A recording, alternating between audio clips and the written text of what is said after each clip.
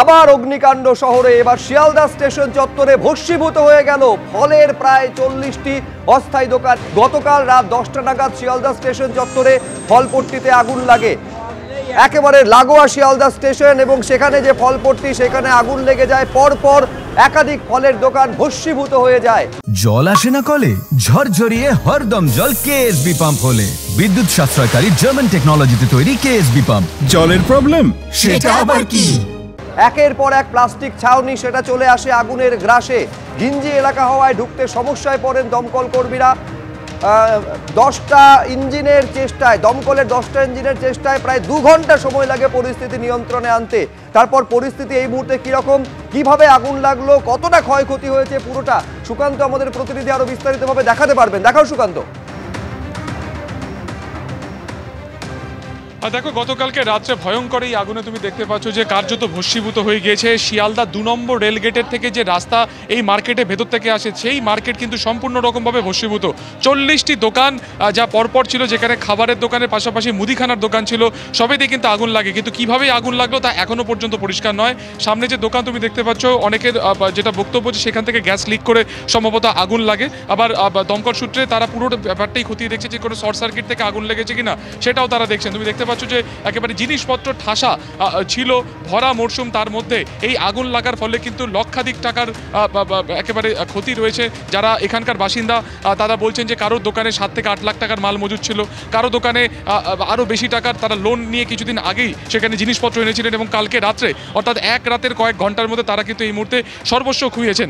CSC যেখানে line দেয় এখানটাতে পুরোপুরি কিন্তু বিদ্যুৎ বিচ্ছিন্ন করে দেওয়া হয়েছে এবং দমকলের 10টি ইঞ্জিনের চেষ্টায় আগুন কিন্তু নিয়ন্ত্রণে আসে প্রায় আধ ঘন্টার চেষ্টায়।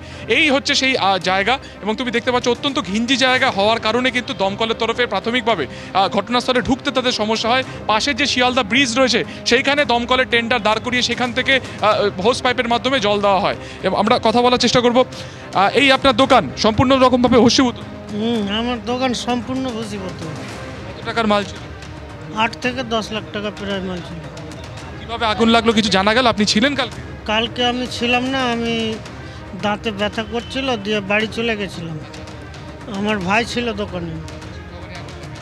দেখা যাচ্ছে ডালের দোকান সম্পূর্ণ রকমভাবে ভস্মীভূত। গতকালকে আমরা জানি দমকল মন্ত্রী নিজে এখানে এসেছিলেন, তবে এখনও পর্যন্ত ক্ষয়ক্ষতি কতটা রয়েছে তার কোনো হিসেব হয়নি। পরপর যে দোকান রয়েছে সম্পূর্ণ রকমভাবে পুড়ে ছাই হয়ে গিয়েছে। ওপরে দেখা যাচ্ছে যে অ্যাডভেস্টস রয়েছে, সেই অ্যাডভেস্টস কার্যত বেঁকে গিয়েছে। ফলত কী পরিমাণ কালকে আগুন লেগেছিল, কতটা ভয়ঙ্কর আগুন লেগেছিল তা থেকে কিন্তু অনেকটাই স্পষ্ট। যেহেতু কাঠের একেবারে কাঠামো রয়েছে এবং টিন দিয়ে পুরোপুরি ঘেরা ছিল, অর্থাৎ খুব দ্রুত আগুন কিন্তু ছড়ায়। এবং গুরুত্বপূর্ণ হচ্ছে দমকল সূত্রে যেটা আমরা জানতে পারছি, গোটা মার্কেট চত্বরে কিন্তু কোনো রকম আন্ডার যে বেসমেন্টে কোনো রকম রিজার্ভার ছিল না, কোনো রকম জলাধার ছিল না। ফলত প্রাথমিকভাবে জলের যোগানে কিছুটা টান পড়েছিল। আশপাশে যেমন বালতিতে জল থাকে সেটা নিয়ে যারা স্থানীয় বাসিন্দারা রয়েছেন, যারা ব্যবসায়ীরা রয়েছেন, তারা ঝাঁপিয়ে পড়েন। কোনো রকম ওয়াটার রিজার্ভার ছিল না, কোনো রকম ফায়ার এক্সটিংগুইশার ছিল না, এখানে কোনো কিছু ছিল না দাদা।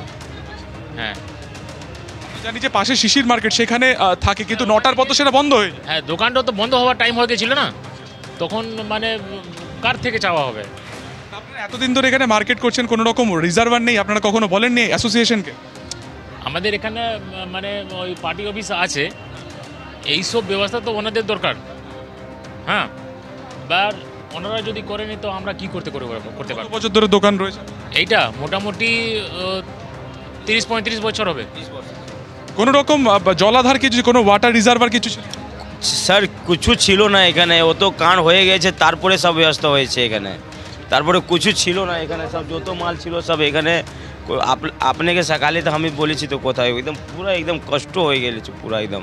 তুমি বুঝতে পারছো এত বড় মার্কেট যা 30-35 বছর ধরে চলছে, সেখানে কোনো রকম রিজার্ভার ছিল না, কোনো জলাধার ছিল না, কোনো রকম ফায়ার এক্সটিংগুইশার ব্যবস্থা বা ফায়ার ফাইটিং যে সিস্টেম, অর্থাৎ কোথাও আগুন লাগলে দমকল আসার আগে স্থানীয় বাসিন্দারা বা আশপাশে যারা থাকেন তারা সেই ফায়ার ফাইটিং সিস্টেম নিয়ে যাতে লড়াই করতে পারেন, আগুনের সাথে আগুন নেভানোর কাজ করতে পারেন, তেমন কিন্তু কিচ্ছু ছিল না।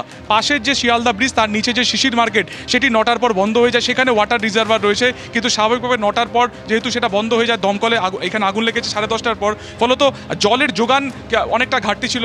যে সরু রাস্তা তুমি দেখতে পাচ্ছ, দুধারে দোকান রয়েছে, সামনের দিকের অংশ যা এখন অক্ষত অবস্থাতে রয়েছে।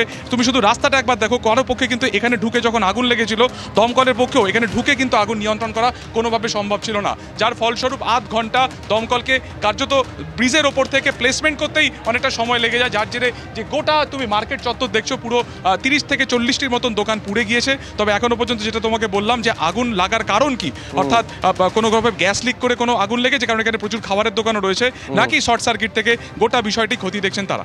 ধন্যবাদ সুকান্ত।